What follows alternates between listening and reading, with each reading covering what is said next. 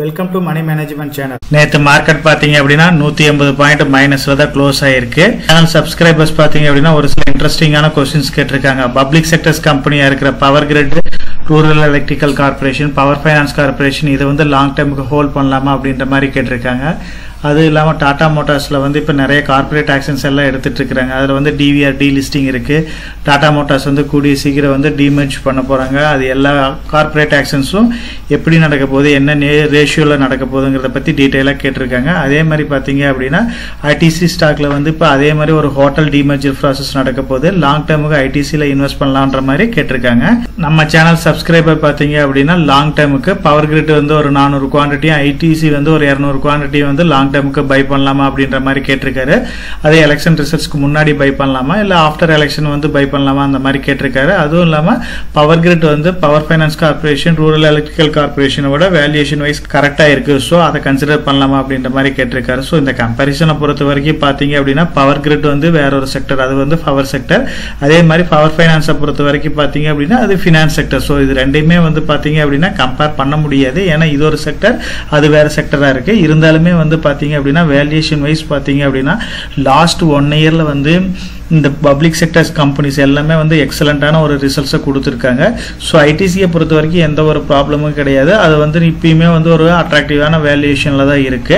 Power செக்டர்ஸும் அதே மாதிரி finance sector, private public கம்பெனியை பொறுத்த வரைக்கும் நல்ல ஒரு ஆல் டைம் ஹைல தான் இப்போ ஸ்டாக்கே ட்ரேட் ஆகிட்டு இருக்கு. பவர் கிரிட்டை பொறுத்த வரைக்கும் 52 வீக் ஹைங்கிறது 328 ரூபாயா இருக்கு. இது வந்து கரண்ட் மார்க்கெட் பிரைஸ் 316 இருக்கு. அதே வந்து ஆர்இசியை பொறுத்த வரைக்கும் இதோட 52 வீக் ஹை வந்து 591 இருக்கு. இப்போ கரண்ட் மார்க்கெட் பிரைஸ் வந்து 570 இருக்கு. பவர் ஃபைனான்ஸ் கார்பரேஷனை பொறுத்த வரைக்கும் 52 வீக் 523 ரூபாயா இருக்கு. இது வந்து 510ல ட்ரேட் ஆயிட்டு இருக்கு. இப்போ நம்ம பார்த்த இந்த எல்லா ஸ்டாக்குமே வந்து நியர்லி 52 வீக் ஹையில தான் ட்ரேட் ஆயிட்டு இருக்கு. ஸோ வேல்யூவேஷன் பிரகாரமும் வந்து கொஞ்சம் காஸ்ட்லியா இருக்கு. மேபி இது எல்லாமே வந்து பாத்தீங்க அப்படின்னா ஒரு அட்ராக்டிவான வேல்யூவேஷன்ல இருக்கு அப்படின்னு நம்ம சொல்ல முடியாது. எல்லாமே ஆல் டைம் ஹையில தான் வந்து இப்போ ட்ரேட் ஆயிட்டு இருக்கு. மேபி நாளைக்கு வந்து ஃபார்ம் பண்ற கவர்மெண்ட் வந்து ஒரு ஸ்டேபிளா இல்லாம இருந்துச்சு அப்படின்னா ஃபர்ஸ்ட் சஃபர் ஆகிறது வந்து பாத்தீங்க அப்படின்னா பப்ளிக் செக்டர்ஸ் கம்பெனிஸ் தான் வந்து நல்ல ஒரு கரெக்ஷனை கொடுக்கறதுக்கு நிறைய வாய்ப்பு இருக்கு. எதனாலன்னு பாத்தீங்க அப்படின்னா இவங்க எல்லாமே வந்து கவர்மெண்ட் பேஸ், அதாவது government norms and rules and ரெகுலேஷனை பேஸ் பண்ணி இவங்க வந்து ரன் ஆகிறதுனால ஃபர்ஸ்ட் அஃபெக்ட் ஆகிற கம்பெனிஸ் இந்த கம்பெனிஸா தான் இருக்கும்.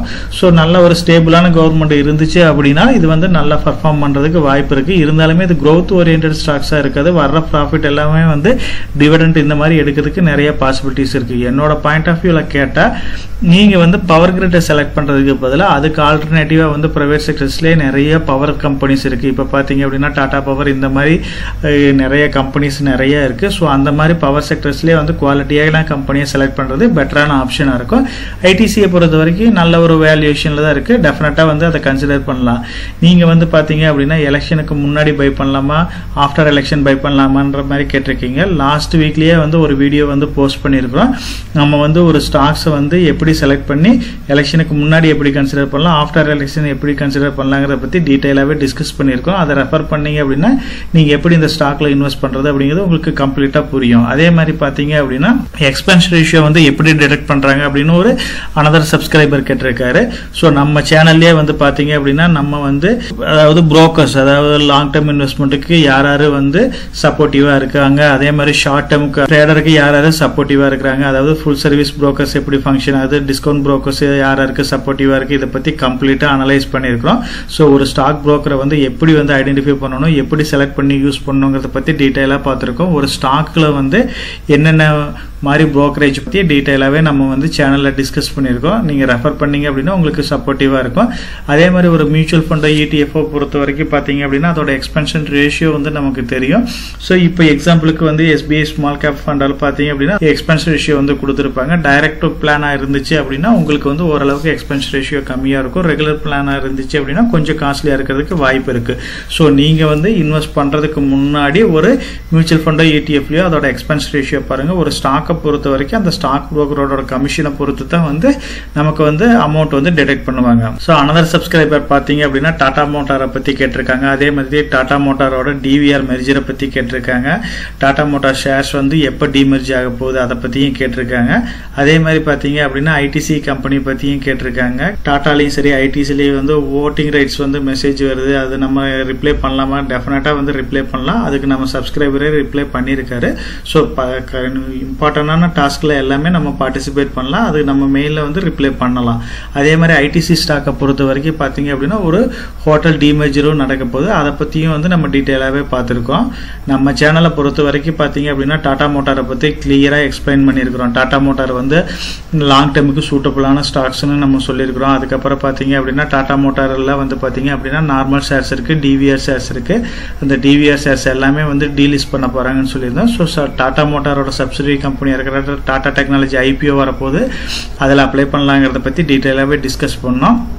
அந்த மாதிரி அப்ளை பண்ணுறப்ப அதுக்கு உண்டான பாசிபிலிட்டிஸ் என்னென்ன இருக்குங்கிறத பற்றி டீட்டெயிலாகவே பார்த்தோம். இந்த டிமெர்ஜரை பொறுத்த வரைக்கும் பார்த்தீங்க, அதாவது டீலிஸ்டிங்கை பொறுத்த வரைக்கும் பார்த்தீங்க அப்படின்னா டாடா மோட்டார்ஸில் வந்து 7 ஷேர்ஸ் கொடுக்க போகிறாங்க. டாடா மோட்டார் டிவிஆர் 10 ஷேர் வச்சுருந்தீங்க. அதே மாதிரி ஒரு டாடா டெக்னாலஜி ஐபிஓவை பொறுத்த வரைக்கும் கிடைக்காதவங்க என்ன பண்ணணும், அதில் அலாட்மெண்ட் எப்படி கிடைக்கும், லிஸ்டிங் டீட்டெயில்ஸ் இதை பற்றி பார்த்துருக்குறோம். கரண்ட் மார்க்கெட் ப்ரைஸை பற்றியே பார்த்தோம். ஸோ அப்போ வந்து பார்த்தீங்க அப்படின்னா எந்த அளவுக்கு ப்ராஃபிட் புக் பண்ணலாம், ஸோ என்ன ரேட் வந்தால் கன்சிடர் பண்ணலாம், இதை பற்றி கம்ப்ளீட்டாக அனலைஸ் பண்ணியிருக்கிறோம். இப்போ ரீசெண்டாக வந்து பார்த்தீங்க அப்படின்னா டாடா மோட்டார் டிவிஆரோட டீலிஸ்டிங் வந்து கம்ப்ளீட் ஆனதுக்கு அப்புறம் டாடா மோட்டார் ஷேர்ஸ் வந்து டிமெர்ஜ் பண்ண போறாங்க. அதாவது கமர்ஷியல் வெஹிக்கிள்ஸ் தனியாகவும் பேசஞ்சர்ஸ் வெஹிக்கிள்ஸ் தனியாகவும் வந்து டிமெர்ஜ் பண்ண போகிறாங்க. இந்த டிவிஆர் டீலிஸ்டிங்க்கு அப்புறம் இது நடக்கிறதுக்கு நிறைய வாய்ப்பு இருக்குது.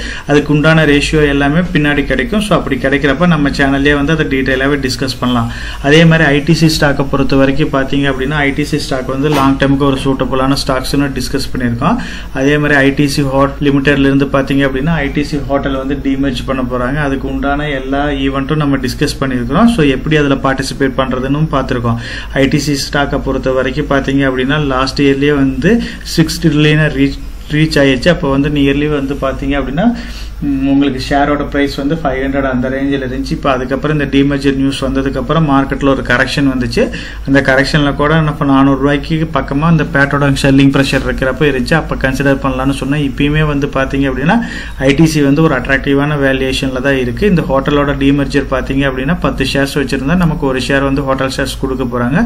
ஸோ இது எல்லாமே வந்து பார்த்தீங்க அப்படின்னா ஐடிசி ஸ்டாக்கும் சரி ஐடிசி ஹோட்டல் ஸ்டாக்கும் நல்ல ஃபங்க்ஷனாக இருக்குது. நிறைய பாசிபிலிட்டிஸ் இருக்குது. நம்ம சேனலை பொறுத்த வரைக்கும் பார்த்தீங்க அப்படின்னா லாங் டேர்முக்கு சூட்டபுளான ஸ்டாக்ஸை பற்றி நம்ம டீட்டெயிலாகவே டிஸ்கஸ் பண்ணியிருக்கிறோம். இப்போ பார்த்து இந்த Q&A செஷன்ல இருந்து பார்த்தீங்க அப்படின்னா நீங்கள் டெஃபினட்டாக வந்து ஐடிசி ஸ்டாக்கையும் நீங்கள் வந்து டாடா மோட்டார் ஷேரையும் லாங் டேர்ம் பாயிண்ட் ஆஃப் வியூவில் கன்சிடர் பண்ணலாம். இது எல்லாமே நல்ல வெல்த் கிரியேட் பண்ணக்கூடிய ஸ்டாக்ஸ் தான்.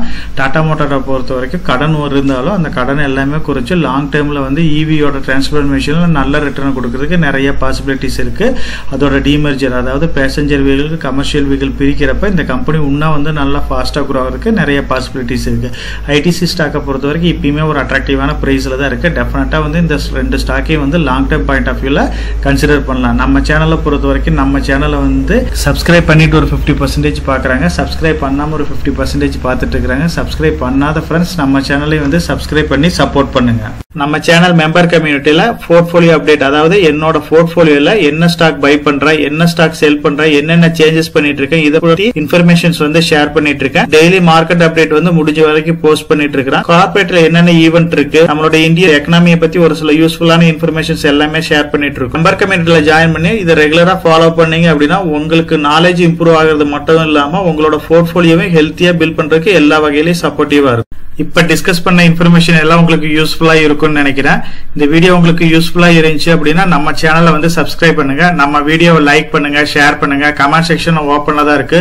சோ இந்த வீடியோ பத்தி உங்களோட ஒப்பீனியன் என்ன, இதுல என்னென்ன டவுட்ஸ் இருக்கு அப்படின்னு நீங்க கமெண்ட் செக்ஷன்ல போஸ்ட் பண்ணீங்க அப்படின்னா உங்களுக்கு மட்டும் இல்லாம நம்ம வியூவர்ஸ் எல்லாத்துக்குமே நல்ல ஒரு சப்போர்ட்டிவா இருக்கும். நான் ஒரு செபி ரிஜிஸ்டர்ட் அட்வைசர் கிடையாதுங்க.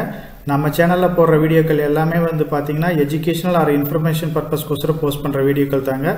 இன்வெஸ்ட்மெண்ட்னா கண்டிப்பாக ரிஸ்க் இருக்கும். அதனால நீங்கள் உங்கள் ஃபினான்ஷியல் அட்வைசர்கிட்ட டிஸ்கஸ் பண்ணியோ இல்லை நீங்களா ஓன் டிசிஷன் எடுத்தோ இன்வெஸ்ட் பண்ணுங்கள்.